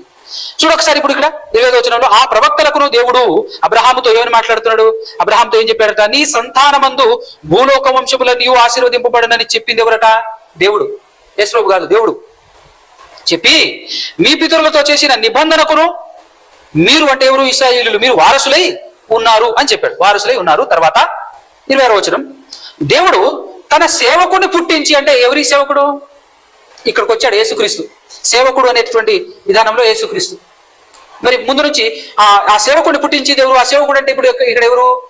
యేసుప్రభు. ఈ యేసుప్రభుని పుట్టించింది ఎవరు? దేవుడు కదా. అంటే అబ్రహామును ఆశీర్వదించింది ఎవరు? దేవుడు. నేను కాదు ఇది చెప్తున్నది, నన్ను చూడకండి. కామెంట్లో ఏదో దయ్యం పట్టినోడు పెట్టినట్టు కామెంట్లు పెట్టకండి. ఆలోచించండి. బుర్రుంటే ఆలోచిస్తారు, లేకపోతే ఆలోచించారు. నేను కూడా ఎక్స్పెక్ట్ చేయను అనుకో. బుర్రలేని వాళ్ళ దగ్గర నుంచి ఏం ఎక్స్పెక్ట్ చేస్తామండి? ఎక్స్పెక్ట్ చేయం. సో మీరు ఎట్లా తిట్టినా మేము ఫీల్ అవ్వము, ఆనందపడతాం, సంతోషపడతాం. ఎందుకంటే మీరు కామెంట్ల ద్వారా ఎట్లా తిట్టినా కూడా మాకు ఆనందమే, మా ఫలం రెట్టింపు అవుతా ఉంటుంది. సో నేనైతే మిమ్మల్ని తిట్టట్లేదబ్బా. కేవలం బైబిల్లో దేవుడు ఏదైతే యేసుక్రీస్తు ప్రభువులు ఆత్మపూర్వులు అయినటువంటి వాళ్ళు ఏదైతే మాట్లాడారో అదే మాట్లాడుతున్నాను, అంతకుమించి మాట్లాడట్లేదు. మీకు లెక్క మరి బూతులు మాట్లాడట్లే. దుండగులు, దుర్మార్గులు, దుష్టులు, ఇది బైబిల్ ఆమోదించేటటువంటి భాషే. అది గుర్తుపెట్టుకోండి. కాబట్టి 26వ వచనం, దేవుడు తన సేవకుణ్ణి పుట్టించి మీలో ప్రతివానిని వాని దుష్టత్వము నుండి మళ్లించుట వలన మిమ్మల్ని ఆశీర్వదించుటకు ఆయనను మొదట మీ యొద్దకు పంపినని చెప్పారు. అర్థమవుతుందా? మరి దీనికి కాదంటారా? దీనికి కాదంటారా? ఇంకొక విషయం చెప్పనా, వీళ్ళు భయంకరంగా అపార్థం చేసుకున్నారు. ఆ విషయం కూడా చెప్పాలి, లేకపోతే ఇబ్బంది పడతారు కొత్త వాళ్ళు. పాత నిబంధనలో యెహోవా డైరెక్ట్ గా ప్రత్యక్షం అవ్వకుండా దూత ద్వారా ప్రత్యక్షం అవుతూ వచ్చాడు. ఒక క్లారిటీ ఇస్తాను నీట్గా. పాత నిబంధనలు ఇప్పుడు వీళ్ళు చెప్తున్నటువంటి లెక్కల ప్రకారంగా, వీళ్ళు మాట్లాడుతున్నటువంటి లెక్కల ప్రకారంగా పాత నిబంధనలో యెహోవా దూతగా యేసుక్రీస్తే ప్రత్యక్షమయ్యాడు. యేసుక్రీస్తే అన్ని మాట్లాడింది మొత్తం యేసుక్రీస్తే. మోషేతో ఆ పొదలో మాట్లాడింది యేసుక్రీస్తే. అబ్రహాముతో మాట్లాడి అబ్రహామును ఆశీర్వదించింది యేసుక్రీస్తే. ఎలా? యెహోవా దూతగాను, యాకోబుతోను, ఇస్సాకుతోను, తర్వాత యోసేపుతోను, మోషే గారితోను, ఇలా అందరితో మాట్లాడింది ఎవరు? యేసుక్రీస్తు ప్రభువులారే. అనే కదా ఇప్పుడు ఈ దుర్మార్గులు మాట్లాడుతున్నది, ఈ దుష్టులు మాట్లాడుతున్నది. అదే రైట్ అనుకుని కొన్ని విషయాలు చూసాము. పరిశుద్ధాత్ముడు ఏం చేశాడో తెలుసా? జీవితంలో మిమ్మల్ని క్షమించండి రా అంటున్నాడు. ఇప్పుడు ఈ లెక్కల ప్రకారంగా చూస్తే, అలా చూస్తే, అలా రైటే అని అనుకొని చూస్తే ఎన్ని దెబ్బలు పడ్డాయో చూసావా? మామూలుగా కూడా కాదు, చింతపండు అయిపోయింది మీకు. మరి రోషం, పౌరుషం ఎంతో కొంత ఏమైనా ఉంటే, అది అంటారు కదా సిగ్గు, లజ్జ, అలాంటివి ఏమైనా ఉంటే సురుక్కు అని తగులు. అవేవి లేనటువంటి వాళ్ళకి తగలవు. సో ఇంకొక యాంగిల్ కూడా మీరు అంటున్నటువంటి దాన్ని బేస్ చేసుకొని ఇంకొక యాంగిల్లో కూడా చూపిస్తాను. ఇప్పుడు పాత నిబంధనలో యెహోవా దూతగా మొత్తం యేసుక్రీస్తే అంటున్నటువంటి వాళ్ళు కళ్ళు అప్పగించి చూడాలి, వినాలి జాగ్రత్తగా. ఎందుకనంటే ఇప్పుడు మీ లెక్కల ప్రకారంగా అందరితో మాట్లాడింది ఎవరు? నీతిమంతులతోనూ, ప్రవక్తలతోనూ, రాజులతోనూ, అందరితోనూ యెహోవా దూతగా మాట్లాడింది ఎవరు? ఇప్పుడు మీ లెక్కల ప్రకారం యేసుక్రీస్తే అని అనుకుంటే, ఇప్పుడు యేసుక్రీస్తును మీరు ఎంత భయంకరంగా అవమానిస్తున్నారో చూపిస్తారు. యేసుక్రీస్తు ప్రభుల వారిని ఒక అబద్ధికునిగా మీరు ఎట్లా చూపిస్తున్నారో, ఎట్లా చిత్రీకరిస్తున్నారో నేను చూపిస్తాను. ఇప్పుడు చూద్దామా ఒకసారి? మత్తయి సువార్త 13వ అధ్యాయం, మత్తయి సువార్త 13వ అధ్యాయము 17వ వచనం. యేసుక్రీస్తు ప్రభుల వారు మాట్లాడుతూ, అనేక మంది ప్రవక్తలను నీతిమంతులను మీరు చూచు వాటిని చూడగోరియు చూడకపోయిరి, మీరు విను వాటిని వినకపోయిరి అని మీతో ఖచ్చితంగా చెప్పుచున్నాను అని యేసు ప్రభు మాట్లాడుతున్నాడు. ఏంటి ప్రభు, మీ మాటలు అసలు ఎవరు వినలేదా? ఏ నీతిమంతులు గాని ప్రవక్తలు గాని ఎవరు కూడా వినలేదా? ఎవరు మిమ్మల్ని చూడలేదు, ఎవరు మీ మాట వినలేదా? వినలేదనే గారా చెబుతున్నది అని అంటాడు యేసు ప్రభు. ఇక్కడ ఎవరు చూడలేదు, వినలేదనే గారా చెప్తున్నది, మళ్ళా అడుగుతున్నావు ఏంటి నువ్వు అని అంటాడా? మరి వీళ్ళేంది ప్రభు? ఈ త్రిత్వవాదులందరూ ఏంది ప్రభు? మొత్తం మాట్లాడింది మీరే, మీ మాటలే వాళ్ళందరూ, ప్రవక్తలు నీతిమంతులందరూ మీ మాటలే విన్నారు అని చెప్పేసి రాబడింది కదా ప్రభు అని, అంతా మీ మాటలే విన్నారు అని చెప్పేసి చెప్తున్నారు కదా ప్రభు. వీళ్ళు ఎవర్రా వాళ్ళు అని చెప్పేసి యేసు ప్రభు అడిగాడు అనుకో, వీళ్ళే ప్రభు ఈ దొంగలు అని చెప్పేసి అంటే, వాళ్ళు ఎవరు కూడా నాకు తెలియదు అంటాడు యేసు ప్రభు. వాళ్ళు ఎవరు కూడా నాకు తెలియదు అంటాడు. ఇంకో మాట చూపించిన ఒకసారి 10:24 చూడండి. లూకా సువార్త 10వ అధ్యాయం 24వ వచనం. అనేక మంది ప్రవక్తలను రాజులను మీరు చూచుచున్నవి చూడకయు వినకయు ఓండిరని మీతో చెప్పుచున్నానని ఏకాంతమందు వారితో నేను. నిజమేనా ప్రభు ఇది? పోనీ మీరేమైనా అబద్ధం మాట్లాడుతున్నారా? అనేక మార్లు యెహోవా దూతగాను ప్రత్యక్షమై వాళ్ళతో, ఆ ప్రవక్తలతో, ఆ నీతిమంతులతో, ఆ రాజులతో మాట్లాడింది మీరే అని చెప్పేసి ఈ దుర్మార్గులు మాట్లాడుతున్నారే. మీరేంటి ప్రభు, అసలు వాళ్ళు వినలేదు అని చెప్పేసి మాట్లాడుతున్నారు. చూసారా ఎంత ఘోరంగా ఉందో ఇక్కడ. ఎవరా చదవండి రా, దయచేసి చదవండి రా బాబు. త్రిత్వవాదులకు దండం పెట్టి చెప్తున్నాను, చదవండి, బైబిల్ చదవండి. ఆ పనికి మళ్ళీ పుస్తకాలు ఎందుకు చదువుతారు? ఎవడెవడో రాసినటువంటి పుస్తకాలు చదివి ఇలా ఎందుకు పాడైపోతారు? బైబిల్ చదవండి నాయన, బైబిల్ చదవండి, కళ్ళప్పగించుకో, బైబిల్ చదవండి, కాస్త పిన్ టు పిన్ చదవండి. కొత్త నిబంధనలు చదవండి రా బాబు ఒకసారైనా. ఇప్పుడు మరి పాత నిబంధనలో మాట్లాడింది దేవుడు ఎలా మాట్లాడాడు? దేవుని స్వరాన్ని ఎవరు వినలేదు, యేసులో చెప్పాడు. దేవుని స్వరూపాన్ని ఎవరు చూడలేదు. ఎవరు దేవుని స్వరూపాన్ని చూడలేదు, దేవుని స్వరాన్ని వినలేదు అని అన్నప్పుడు మాట్లాడింది మొత్తం దేవుడే. ఎలా మాట్లాడాడు కదా? డౌట్ కదా? చూద్దామా? క్లారిటీ ఇవ్వాలి, లేకపోతే కుదరదు. ఒక్కసారి హెబ్రీలకు రాసినటువంటి పత్రిక, మన బైబిల్లో అయితే హెబ్రీలకు రాసినటువంటి పత్రిక పైన అపోస్తలుడైన పౌలు హెబ్రీలకు రాసిన పత్రిక అని ఉంది. కొంతమంది ఉంటారు పరిగమాలోళ్ళు, హెబ్రీ పత్రికను పౌలు రాశాడని ఎవరు చెప్పారు బ్రదర్ అంటాడు. ఇంత నీట్గా రాసి ఉంటే పౌలు రాశాడా, రాయలేదు పౌలు గారు అని మాట్లాడుతారా? దేడిది మాకు అని చెప్పాలనిపిస్తూ ఉంటుంది. నీట్ అంటూ ఉంటారు అనమాట. అపోస్తలుడైనటువంటి పౌలు హెబ్రీలకు రాసినటువంటి పత్రికలో ఏం చెప్తున్నాడు అంటే, ఇప్పుడు పౌలు గారు నిండు ఆత్మపూర్ణుడేనా? నమ్ముతారా? లేకపోతే పౌలు గారు అసలు ఆయన మాట మేము నమ్మమంటారా? నమ్మకపోతే పోతారు నరకానికి. మేము కేవలం వినువారికి మాత్రమే చెప్తున్నాం. ఇప్పుడు హెబ్రీలకు రాసినటువంటి పత్రికలో మరి పాత నిబంధన గ్రంథంలో ఉన్నటువంటి మాటలన్నీ కూడా ఎవరివి? ఆ మాటలు దేవుడు ఎలా మాట్లాడాడు? ఈ రెండు ప్రశ్నలకు సమాధానం మీకు ఇచ్చేస్తాను. మరి దేవుని స్వరూపమేమో ఎవరు చూడలేదు, దేవుని స్వరం కూడా ఎవరు వినలేదు అని యేసుప్రభు చెప్పాడు. మరి దేవుని స్వరం విననప్పుడు ఎవరు, ఏ భక్తుడు, ఏ ప్రవక్త విననప్పుడు మరి దేవుడు ఎలా మాట్లాడినట్టు కదా? అదే కదా డౌట్. ఆ డౌట్ క్లారిఫికేషన్ కోసం ఒక్కసారి 1వ అధ్యాయం 1వ వచనం. పూర్వకాలమందు నానా సమయములలోను, అంటే చాలా రకరకాల చాలా సమయాలలో అనేక సమయాలలో అని కూడా చెప్పొచ్చు. నానా సమయములలోను నానా విధాలుగాను ప్రవక్తల ద్వారా మన పితరులతో మాటలాడిన దేవుడు. అంటే ఎవరు మాట్లాడారని చెప్తుంది ఇక్కడ. పూర్వకాలంలో యేసుప్రభు మాట్లాడాడా, దేవుడు మాట్లాడాడా? 100% దేవుడే మాట్లాడాడు. 100% దేవుడే మాట్లాడాడు. మరి ఆ దేవుడు ఎలా మాట్లాడాడు? దేవుడే మాట్లాడాడు. ఎవరితో మాట్లాడాడు? ప్రవక్తల ద్వారా మన పితరులతో మాట్లాడాడు. మరి ప్రవక్తలు కూడా మనుషులే కదా. ఆ ప్రవక్తలు కూడా, ఏ మనిషి కూడా మరి దేవుని స్వరాన్ని, దేవుని స్వరూపమును చూడలేదు, వినలేదు అని అన్నప్పుడు మరి ఆ ప్రవక్తలు మాత్రం ఎలా విన్నారు అని అన్నప్పుడు దాని గురించి క్లారిఫికేషన్ కావాలి అని అంటే నేను పాత నిబంధనలో కూడా చూపించగలను, కొత్త నిబంధనలో కూడా చూపించగలను. పాత నిబంధనలో ఒక 2 వచనాలు చదువుకొని వద్దాం. 2వ దినవృత్తాంతముల గ్రంథము 36వ అధ్యాయం. 2వ దినవృత్తాంతముల గ్రంథం ఒక్కసారి స్పీడ్గా తెరవండి. చివరి అధ్యాయము 15-16 వచనాలు చూసినట్లయితే, వారి పితరుల దేవుడైన యెహోవా, 15వ వచనం, 2వ దినవృత్తాంతముల గ్రంథం 36. వారి పితరుల దేవుడైన యెహోవా అంటే ఎవరు? ఇప్పటికైనా కళ్ళు తెరవాలన్నా వద్దా? పితరుల దేవుడు అంటే అపోస్తుల కార్యంలో నిండు ఆత్మపూర్ణుడైనటువంటి పేతురు గారు మన పితరుల దేవుడు అంటే ఎవరి గురించి చెప్పాడు? తండ్రి గురించే చెప్పాడు. మన పితరుల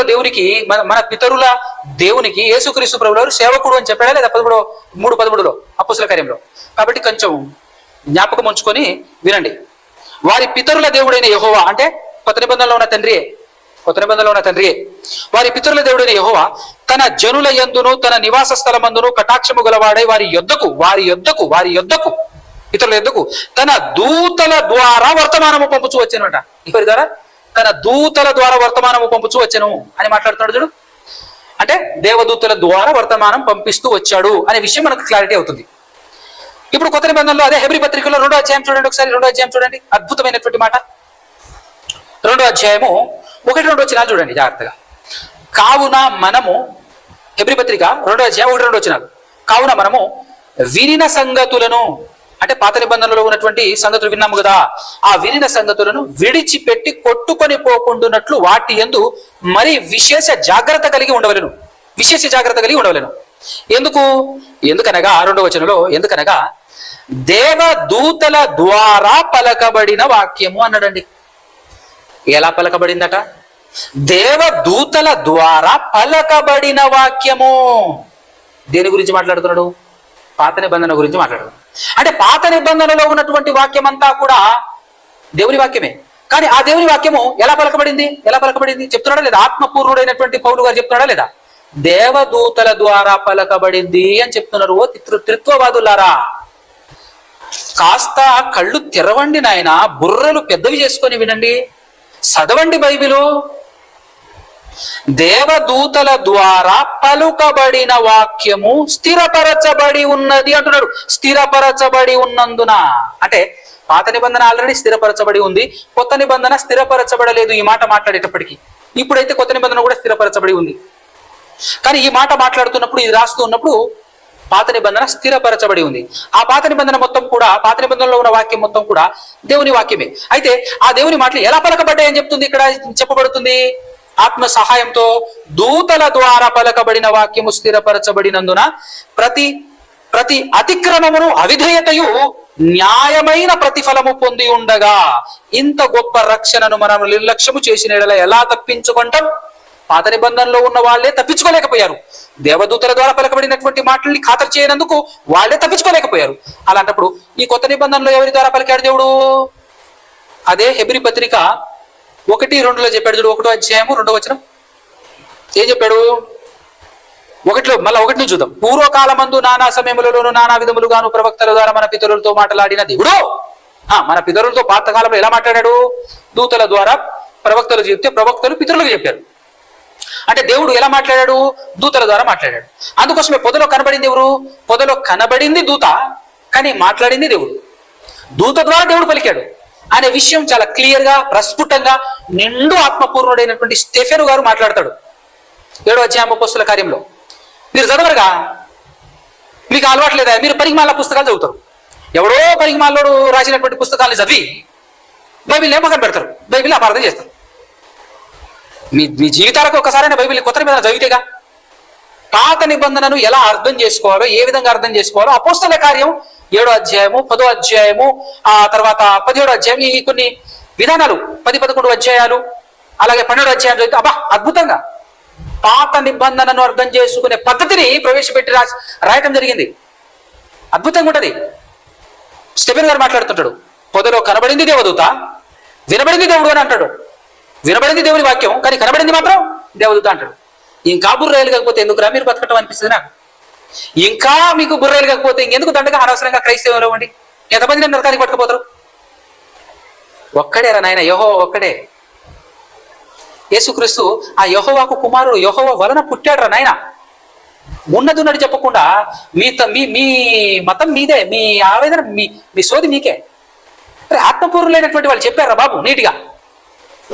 ఆత్మపూర్ణులైనటువంటి వాళ్ళు చెప్పారు. ఎంత జాగ్రత్తగా, ఎంత అద్భుతంగా మాట్లాడుతున్నారు. కొత్త నిబంధనలు ఎవరి ద్వారా మాట్లాడారట? 2వ వచనంలో. పాత నిబంధనలో అలా మాట్లాడిన దేవుడు ఈ దినముల అంతమందు కుమారుని ద్వారా మనతో మాట్లాడింది ఎవరు? దేవుడే. ఎవరి ద్వారా మాట్లాడు? యేసుక్రీస్తు ద్వారా మాట్లాడాడు. తన కుమారుడైన క్రీస్తు ద్వారా కొత్త నిబంధనలో మాట్లాడాడు. పాత నిబంధనలో నేను ఎక్కడ యేసు ప్రభును వాడలేదురా నాయన అని చెప్తున్నాడా లేదా? మాట్లాడడానికి ఎందుకు రాబుర్ర తింటారు? ఆలోచించరు, పాడు చేయరు. ఇంత నీటిగా ఆత్మపూర్ణులైనటువంటి వాళ్ళు చెప్తుంటే దీనికి వ్యతిరేకంగా, వీటన్నిటిని కాదని, ఆధారం లేని మాటలు ఇంత క్లియర్గా దేవుని ఆత్మకు, దేవుని సంగతులు దేవుని ఆత్మకు కాకపోతే పనికి మాలిన మీలాంటి వాళ్ళకి తెలుస్తుందిరా. చెప్పాడు కదా కొరింథీయుల పౌలు గారు చెప్పారు, దేవుని సంగతులు దేవుని ఆత్మకే గాక ఇంకెవరికి తెలియబడదు. ఒక మనుషుని సంగతులు ఆ మనిషి యొక్క ఆత్మకు తప్ప వేరెవరికి తెలియదు అని ఒక ఎగ్జాంపుల్ తీసుకొని మరి చెప్తాడు 2వ అధ్యాయంలో. అలాగే దేవుని సంగతులు దేవుని ఆత్మకే తెలుసు. మరి ఆ దేవుని ఆత్మ కలిగినటువంటి వాళ్ళు చెప్తుంటే వినకుండా మీ పరిజ్ఞాన పరిశోధన ఏంటి? మీ పరిజ్ఞాన పరిశోధన అపోస్తలులు చెప్పిన దానికి వ్యతిరేకంగా వస్తుంది ఏంటి మీ రిజల్ట్? అంటే ఏ దారి పట్టింది? ఏ దారి పట్టింది మీ పరిశోధన? మళ్ళా పైగా డిబేట్లంట, చర్చలంట, చూసుకుందాంరా 2 నిమిషాలట, అరని ఏంద్రా అసలు. ఆరిపోయే దీపానికి వెలుగెక్క అన్నట్టుంది. అసలు ఆరిపోయే దీపానికి వెలుగు ఎక్కువ అని చెప్పి అంటారు చూడు, అట్టుంది మీ వ్యవహారం. ఇంత ప్రస్ఫుటంగా కనపడతా ఉంటే ఇప్పుడు వీటన్నిటిని ఏం చేద్దామని ఇంకా చెప్పాలి అని అనుకుంటేనండి. ఇప్పుడు నీట్గా మరి క్లారిటీగా లేదా ఇక్కడ? కొత్త నిబంధనలో మరలా అదే స్టెఫెను గారు 7వ అధ్యాయంలో ఏం చెప్తుంటాడనంటే అసలు ధర్మశాస్త్రం ఎలా ఇవ్వబడిందో చెప్పాడండి. ధర్మశాస్త్రం ఏ విధంగా ఇవ్వబడిందో చెప్పాడు నిండు ఆత్మపూర్ణుడైనటువంటి స్టెఫెను గారు. ఒకసారి చూడండి 51 7వ అధ్యాయం అపొస్తలుల కార్యం. ముష్కరులారా, నేను ఇప్పటి వరకు ఇదే మాట్లాడాను. ముష్కరులారా, హృదయములను చెవులను దేవుని వాక్యమునకు లోపరచనొల్లని వారలారా, మీ పితరుల వలె మీరును ఎల్లప్పుడూ పరిశుద్ధాత్మను ఎదురించుచున్నారు. నిజమే ఇది. ఈరోజు త్రిత్వవాదులందరూ ఎదురుస్తున్నది ఎవరినిరా అంటే పరిశుద్ధాత్మ. కాబట్టి ఈ త్రిత్వవాదులకు ఒక్కడు ఉండడండి పరలోకంలో. వీళ్ళు అందుకోసమే యేసు ప్రభు అన్నాడు కొందరేనాయన అన్నాడు. ఇప్పుడు త్రిత్వం నమ్ముతున్నటువంటి వాళ్ళు అనేకులు, ఒక్కడు కూడా పరలోకానికి, అందరూ నిత్య నరకానికి. వీళ్ళు గొప్ప చేసుకోవటం, వీళ్ళు మేము పెద్దోళ్ళం అని చెప్పేసి, ఎందుకంటే గుంపు ఎక్కువ ఉంది కాబట్టి ఆ గుంపును బట్టి మేము పెద్దోళ్ళం అని చెప్పేసి వీళ్ళు చెప్పుకోవటం సరిపోతుందా? చెప్పుకుంటే సరిపోతుందా? నువ్వు పెద్దోని అని ఎవడు ఒప్పుకోవాలి? దేవుడు ఒప్పుకోవాలి. కానీ ఈరోజు గుంపును చూసి విర్రవీగుతున్నారే తప్ప ఏది సబ్జెక్ట్, ఏది సరికేది? ఏం చెప్తున్నాడు చూడు ఇక్కడ 52వ వచనం. మీ పితరులు ప్రవక్తలలో ఎవరిని హింసింపకమండ్రి? ఆ నీతిమంతుని రాకను గూర్చి. అంటే ఎవరి ఆ నీతిమంతుడు? యేసుక్రీస్తు. ఆ నీతిమంతుని రాకను గూర్చి ముందు తెలిపిన వారు ఎవరు? ప్రవక్తలందరూ ముందు తెలిపిన వారిని చంపిరి. ఆయనను మీరు ఇప్పుడు అప్పగించి హత్య చేసిన వారైతిరి. ఇప్పుడు చూడండి 53 జాగ్రత్తగా. ఆత్మపూర్ణుడైన స్టెఫెను, అంటే స్టెఫెను ద్వారా పలుకుచున్నది పరిశుద్ధాత్మ. ఆ పరిశుద్ధాత్మ పలికిన మాట చూడండి ఒకసారి. ఇక్కడే ఉంది 53లో. దేవదూతల ద్వారా నియమింపబడిన ధర్మశాస్త్రమును మీరు పొంది తిరిగాని దానిని గైకొనలేదని చెప్పాను. ఒరే ఇప్పుడైనా ఆలోచించండి రా బాబు. నేను ఎందుకు మీకు ఫిల్మెంట్ లేదని ఎందుకు మాట్లాడుతున్నాను ఇప్పుడైనా అర్థమైందా? పరిశుద్ధాత్మ స్టెఫెను ద్వారా పలికిన మాట ఏంటో తెలుసా? ధర్మశాస్త్రం అట దేవదూతల ద్వారా నియమింపబడిందట. మీరేమంటున్నారు? కాదు, యేసుక్రీస్తు ప్రభువు వారి ద్వారా నియమింపబడింది అని మాట్లాడుతున్నారు. వింటున్నారా? అంటే మనం ఎవరిని కూడా పర్సనల్ గా ఏమంటలేం, కానీ బోధను బట్టి ఒక ఆత్మపూర్ణుడైనటువంటి స్టెఫెను గారు ఎలాగైతే ఆవేదనతో ఒరే మూర్ఖుల్లారా అని మాట్లాడుతున్నట్టు, అదే విధానంలో దుష్టులు, మూర్ఖులు, దుర్మార్గులరా మీరు అని చెప్పేసి మాట్లాడుతున్నారు. ఎందుకు దుర్మార్గులని మాట్లాడుతున్నారు అంటే వేల మందిని పట్టణ పెట్టుకుంటున్నారు, వేల మందిని నరకాన్ని నడిపిస్తున్నారు. ఇక్కడ ఆత్మపూర్ణులైనటువంటి వాళ్ళు చెప్పిన దాన్ని విని నడవకుండా మీరు చేస్తున్నటువంటి భయంకరమైన తప్పులు మీకు కళ్ళకు కనబడట్లేదా? బయలుగమ్మినయా? మనోనేత్రాలు గుడిదైపోయిందా? అంటే నిజమే అనిపిస్తుంది.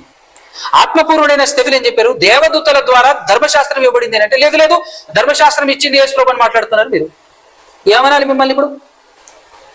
అంటే ఈరోజు బైబిల్ని, యేసుక్రీస్తుని, పరిశుద్ధాత్మను కూడా, దేవుణ్ణి కూడా పచ్చిగా అవమానపరుస్తున్నారు. మీరు వాళ్ళని కించపరుస్తున్నారు, అవమానపరుస్తున్నారు, అబద్ధికులుగా చిత్రీకరిస్తున్నారు. మీరు అర్థం కాకపోవటం వల్ల, ఎవడి పుస్తకాలు చదవటం వల్ల, ఓన్లీ బైబిల్ చదవండి ఆయన అర్థం అవుతుంది. అర్థం కాకపోతే రండి, చేతులు కట్టుకొని కూర్చుంటే ప్రతి ప్రశ్నకు జవాబు దొరుకుతుంది. అలా అని ఓపిక ఉండదు. కొంతమంది ఫోన్ చేస్తారు, అసలు కొత్త ఇంటికి పోతే కుక్క అరుసినట్టే, ఆగురా నాయన అంటే ఆగుతుంది అది. వీళ్ళు అంతే. ఇప్పుడు ఇది మాత్రమే కాకుండా ఎన్ని ఎన్ని ఎన్ని ఎన్ని చూపించాలి. గలతీ పత్రికలో కూడా పౌలు గారు మాట్లాడారు, ఇప్పుడు స్టెఫెన్ గారు మాట్లాడారు ఇక్కడ. గలతీ పత్రికలో ఫైనల్ గా చెప్పి నేను పాఠం ముగించేస్తాను. గలతీ పత్రికలో పౌలు గారు ఏం చెప్తున్నాడు చూడండి. 3వ అధ్యాయం 13-14 వచనాల నుంచి చూద్దాం. 3వ అధ్యాయం 13-14 వచనాలు. ఆత్మను గూర్చిన వాగ్దానము విశ్వాసము వలన మనకు లభించున్నట్లు అబ్రాహాము పొందిన ఆశీర్వచనము క్రీస్తు యేసు ద్వారా అన్యజనులకు కలుగుటకై.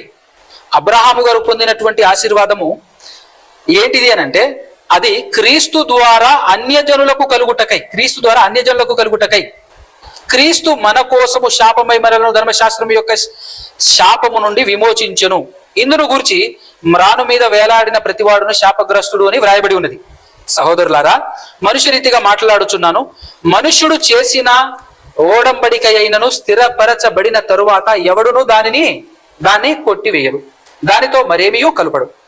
అబ్రహామునకును అతని సంతానమునకును వాగ్దానములు చేయబడెను అని అంటే, అబ్రహాము గారికి వాగ్దానము చేశాడు దేవుడు, తర్వాత ఇస్సాకు గారికి వాగ్దానం చేశాడు దేవుడు, తర్వాత యాకోబు గారికి కూడా వాగ్దానం చేశాడు దేవుడు. ఇలా మీ సంతానం ద్వారా ప్రపంచ ప్రజలందరూ ఆశీర్వదింపబడతారు, మీ సంతానము వలన భూమి మీద ఉన్నటువంటి సమస్త జనులు ఆశీర్వదింపబడతారు అని చెప్పబడింది. అది ఎవరి గురించో కాదు, ఫ్యూచర్లో పుట్టబోయేటటువంటి అబ్రహాముకు కుమారుడుగా, అబ్రహాము సంతానముగా పుట్టబోయేటటువంటి యేసుక్రీస్తును గురించినటువంటి మాట. అది చెప్పింది ఎవరు? దేవుడు. దేవుడు ఆ విధమైనటువంటి ఆశీర్వాదం ఇచ్చాడు, దానితో మరేమీ కలపకూడదు. 16వ వచనం, అబ్రహామునకును అతని సంతానమునకును వాగ్దానములు చేయబడిను, ఆయన అనేకులను గురించి అన్నట్టు నీ సంతానములకును అని చెప్పక ఒకని గురించి అన్నట్టు నీ సంతానములకును అనేను. ఆ సంతానం ఎవరట? క్రీస్తు. చూసారా, ఆత్మపూర్వులైనటువంటి వారు మాట్లాడుతున్నటువంటి మాట. కానీ ఈ దుర్మార్గులు ఏం మాట్లాడుతున్నారు? అక్కడ ఆశీర్వదించిందే యేసుక్రీస్తు అని మాట్లాడుతున్నారు. 17వ వచనం, నేను చెప్పినది ఏమనగా 430 సంవత్సరములైన తర్వాత వచ్చింది ధర్మశాస్త్రం. దేనికి 430 సంవత్సరాలు? అబ్రహాముతో దేవుడు చేసిన వాగ్దానం ఏదైతుందో ఆ వాగ్దానంతో అక్కడి నుంచి చూస్తే మోషే గారికి సినాయి కొండ మీద ధర్మశాస్త్రం ఇచ్చేటటువంటి నాటికి ఆ మధ్యలో ఉన్నటువంటి కాలమే 430 సంవత్సరాలు అనమాట. సో ఆ 430 సంవత్సరాల తర్వాత వచ్చిన ధర్మశాస్త్రము వాగ్దానమును నిరర్ధకము చేయునంతగా పూర్వమందు దేవుని చేత స్థిరపరచబడిన నిబంధన నడుదుడు. యేసుక్రీస్తు చేత కాదు, దేవుని చేత. అబ్రహామును ఆశీర్వదించింది యేసుప్రభు కాదు, దేవుడు. ఆత్మపూర్వులైనటువంటి వాళ్ళు మాట్లాడుతున్నప్పుడు వినొచ్చు కదా. ఆ పనికిమాల పరిశోధన ఎందుకు? పరిశోధన చేసే పద్ధతి తెలియదు, విధానం తెలియదు. దేవుని ఆత్మ కలిగినటువంటి వాళ్ళు మాట్లాడుతున్నటువంటి మాట గమనం వినొచ్చు కదా. ఏంటో ఈ పనికిమాలైనటువంటి బోధ చేస్తా ఉంటారు. సో ఇక్కడ ఏమంటాడు? వాగ్దానం నిరర్ధకం చేయనంతగా పూర్వమందు దేవుని చేత స్థిరపరచబడిన నిబంధనను కొట్టివేయదు. అంటే దేవుని చేత స్థిరపరచబడినటువంటి నిబంధన ఏంటి అని అంటే, వాగ్దాన రూపంగా ఇచ్చినటువంటి అబ్రహాంకి ఇచ్చినటువంటిది. దాని ద్వారానే ప్రపంచ ప్రజలందరూ అంటే అన్యులు కూడా ఆశీర్వదింపబడతారు అని చెప్పేసి ముందు చెప్పాడు కదా. ముందు ఎక్కడ చెప్పాడు? 13-14లో చెప్పాడు కదా. చదువుకొని వచ్చామన్నమాట ఇప్పుడు. సో 18వ వచనం, ఆ స్వాస్థ్యము అంటే కుమారులు యెహోవా ఇచ్చు స్వాస్థ్యం అంటారు కదా. అంటే ఆ స్వాస్థ్యం అంటే యేసుక్రీస్తు ప్రభువారు. ఆ స్వాస్థ్యము ధర్మశాస్త్ర మూలముగా కలిగిన ఎడల ఇక వాగ్దాన మూలముగా కలిగినది కాదు. అంటే అబ్రహాముకు స్వాస్థ్యము, అబ్రహాముకు సంతానము కలుగుతుంది అని ధర్మశాస్త్రం ద్వారా కాదు. ధర్మశాస్త్రానికి ముందే 430 సంవత్సరాల కంటే ముందే దేవుడు వాగ్దాన రూపంలో ఇచ్చాడు. కాబట్టి ధర్మశాస్త్ర మూలముగా కలిగిన ఎడల ఇక వాగ్దాన మూలముగా కలిగినది కాదు. అయితే దేవుడు అబ్రహామునకు వాగ్దానము వలననే దానిని అనుగ్రహించెను. ఎలా అనుగ్రహించాడు? దేవుడు అనుగ్రహించాడట చెప్తున్నాడు. మళ్ళా మీరు అక్కడ యెహోవా దూత కదా, యెహోవా దూత అంటే యేసుక్రీస్తు కదా అని చెప్పేసి పనికి మళ్ళా సోది చెప్పండి. ఎన్నాలని బోధిస్తారు? కళ్ళు తెరవంటారు నాయన. పెద్ద పెద్దోళ్ళు అని చెప్పేసి ఎదుట ఉన్నటువంటి గుంపును చూసి అరవటమే తప్ప ఆధారాలు ఏమైనా ఉన్నాయా? చెబితే వినరు, ఎంత చెప్పినా వినరు. చదవండిరా బాబు, బైబిల్ చదవండిరా కనీసం. మరి గుడితనం కలిగిందా లేకపోతే ఫిల్మెంట్ ఎగిరిందా? ఫిల్మెంట్ ఎగిరితే ఇవేమీ అర్థం కావు. 19వ వచనం, అలాగైతే ధర్మశాస్త్రం ఎందుకు మరి అని పౌలు గారే మాట్లాడుతూ, అలాగైతే ధర్మశాస్త్రం ఎందుకు అంటే, ఎందుకు ఇచ్చాడు ధర్మశాస్త్రం అంటే, ఎవనికి ఆ వాగ్దానము చేయబడినో ఆ సంతానం వచ్చు వరకు. అంటే ఎవరు ఆ సంతానము? యేసుక్రీస్తు ప్రభువు వచ్చేంత వరకు. అదంటే ఆ ధర్మశాస్త్రము అతిక్రమమును బట్టి దానికి తర్వాత ఇవ్వబడిన. అతిక్రమాన్ని బట్టి. ఎవరి అతిక్రమము? ఇశ్రాయేలీయుల యొక్క అతిక్రమాలను బట్టి దానికి తర్వాత ఇవ్వబడిన. అంటే 430 సంవత్సరాల తర్వాత ఇవ్వబడిన. అంటే ధర్మశాస్త్రము మధ్యవర్తి చేత దేవదూతల ద్వారా నియమింపబడేను అని ఇంత క్లారిటీగా చెప్తున్నా. ఏందిరా మీ బోధ? ఏంది మీ బోధ అసలు? దేవదూతల ద్వారా ధర్మశాస్త్రం ఇవ్వబడింది అని అంటే, లేదు అక్కడ దేవదూత రూపంలో వచ్చింది, దేవుని దూతగా వచ్చింది, ఎవరో కాదు యేసుప్రభు అంటాడు. ఈ దిక్కుమాలుడు ఏమందం వాడిని. ఎందుకురా ఇంతమందిని పొట్టను పెట్టుకుంటావు? అసలు ఇప్పుడు అర్థం కావట్లేదు. ఇంత ప్రస్ఫుటంగా సాతాను సంబంధం లేదు. నీట్గా ఉంది బైబిల్లో, ఎందుకు ఘోరంగా వక్రీకరించి అసలు కొత్త నిబంధనలో ఉన్న తండ్రికి పాత నిబంధనలో యెహోవాకు సంబంధమే లేదట. పాత నిబంధనలో ఉన్న యెహోవా కొత్త నిబంధనలో ఉన్న తండ్రి కాదట. ఒరే ఏం మాటలు రవి? పాత నిబంధనలో యెహోవా దూతగా ఉన్నది అంతా కూడా యేసుప్రభువేనట. అంటే ఇప్పుడు ఈ అపోస్తలులందరూ అబద్ధికులే, పరిశుద్ధాత్మ అబద్ధికుడే, యేసుప్రభు అబద్ధికుడే, మీరు మాత్రమే సత్యవంతులు. ఇప్పుడు ఏం గుండెలు, ఏం ధైర్యం రా మీకు? ఇన్ని అబద్ధాలు కూడా ఇంత అద్భుతంగా మాట్లాడుతూ ఇంత మందిని లాక్కపోతున్నారు అంటే ఏం గుండెలు మీ. ఒక రకంగా చెప్పాలంటే సాతాను ఎక్కడో లేదు, మీరే డైరెక్ట్ గా సాతానులు అని చెప్పొచ్చు. సాతానుకు నిలువెత్తి నిదర్శనాలు ప్రతిరూపాలు మీరు. ఏమన్నా పని చేస్తున్నారా అసలు? ఏర్పరచబడిన వారిని సైతం లాక్కొని పోయేటటువంటి జాబితాలో ఎంత గొప్పగా పనిచేస్తున్నారు మీరు. ఎన్నాళ్ళని బతుకుతారు ఆ బతుకు? చూడండి, చదవండి ఒక్కసారి. మేము ఉట్టిగా మాట్లాడట్లే. ఆత్మపూర్ణులైనటువంటి వాళ్ళు ఇంత చక్కగా రాస్తే దీనికి వ్యతిరేకంగా మాట్లాడితే ఎట్లా ఊరుకునేది? ఆత్మ ద్వారా పలకబడినటువంటి మాట, ధర్మశాస్త్రం దేవదూతల ద్వారా ఇవ్వబడింది అని అన్నప్పుడు కాదు ఎట్లా ఊరుకునేది? అందుకోసమే మాట్లాడుతున్నాం. విశ్వసించి తిమి గనుక మాట్లాడి తిని అని పౌలు గారు అన్నట్టు నిజాన్ని పట్టుకొని ఉన్నాం కాబట్టి మాట్లాడతాం. ఊకునే సమస్య లేదు. మళ్ళా పనికి మళ్ళీ బోధంతా చేసుకుంటూ జనాల్ని పాడుపాడు చేస్తున్నారు. దేవదూతల ద్వారా నియమింపబడేను. ఎంత మంచి మాట అండి. ఇలా నీటిగా పాత నిబంధనలో ఉన్న యెహోవాయే కొత్త నిబంధనలో ఉన్న తండ్రి అని ఇంత ప్రస్ఫుటంగా కనబడుతున్నప్పటికీ కూడా ఆలోచించలేకపోతున్నారు అని అంటే, పాత నిబంధనలో యేసుక్రీస్తు ప్రభుల వారు ఒక దూతగా రాలేదు, యెహోవాగా గాని యెహోవా దూతగా గాని రాలేదు అని ఆయనే చెబుతుంటే ఇంకా నమ్మకపోతే, లేదు యేసు ప్రభు కంటే గొప్పవాళ్ళం మేము, ఆ పరిశుద్ధాత్ముని కంటే గొప్పవాళ్ళం మేము, మాకంతా తెలుసు. పోయే కాలం కాదది, మాకంతా తెలుసు. పాత నిబంధనలో ఉన్నది ప్రభు మీరు ఎన్నన్నా మాట్లాడండి, పాత నిబంధనలో యెహోవా దూతగా వచ్చింది మీరే. మేము వినమబ్బా, ఫిక్స్ అయిపోయినాం. మీరు చెప్పిన ప్రభు మీరు అలా మాట్లాడకండి, మాకు బాధ కలుగుతుంది, అసలు నేను కాదు అని మీరు చెప్పకండి. ఒరే పొదలో మాట్లాడింది నేను కాదురా దేవుడే రా అని యేసు ప్రభు మాట్లాడుతుంటే, ప్రభు దయచేసి ఆ మాట మాత్రం మాట్లాడకండి.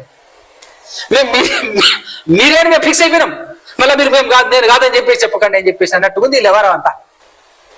కాబట్టి దయచేసి కొందరి మనోనేత్రాలైనా వెలిగింపబడాలి అనేటువంటి ఆలోచనతో, అసలు ఏంది ఇంత భయంకరమైనటువంటి ఆలోచన, ఎట్లా ఆలోచిస్తారు అసలు వీళ్ళు అనిపించింది నాకైతే. పాత నిబంధనలో ఉన్నటువంటి యెహోవా తండ్రి కాదట యేసు ప్రభు, ఏం మాట్లాడుతున్నారా బాబు వీళ్ళు అనిపించింది అసలు. కాబట్టి దయచేసి ఆలోచన చేయండి. నా మాటలు ముగిస్తున్నాను. ఇప్పటివరకు ఎంతో జాగ్రత్తగా వినటువంటి మీ అందరికీ కూడా క్రీస్తు పేరటనే నాకు శుభములు వందనాలు తెలియజేస్తూ ఉన్నాను. చిన్న ప్రార్థన చేసుకుని. పరిశుద్ధుడా, పరమాత్ముడా, పరమందువాసీనుడా, సకల ఆశీర్వాదాలకు కారణభూతులైన తండ్రి, ఇదిగునైనా ఇప్పటి వరకు మీరు మాతో మా ద్వారా మాట్లాడిన మాటలు బట్టి స్తోత్రాలు తండ్రి. మీ ఆత్మ సహాయంతో అపోస్తలుల ద్వారా సర్వసత్యాన్ని అద్భుతంగా బయలుపరిచారు. కానీ సాతాను పరిచారకులు వచ్చి గలిబిలి చేస్తున్నారు తండ్రి. అలాంటి వారి నోర్లు మోయించడానికి కావలసినటువంటి జ్ఞానమును, వివేకమును మాకు అందరికీ అనుగ్రహించమని ప్రార్థిస్తూ ప్రతిమాను కొనచ్చు యేసుక్రీస్తు ప్రభువు వారి యొక్క ఉన్నతమైన పరిశుద్ధమైన నామం వారి ప్రార్థన అడిగి పొందుకుంటున్నాము తండ్రి. ఆమేన్.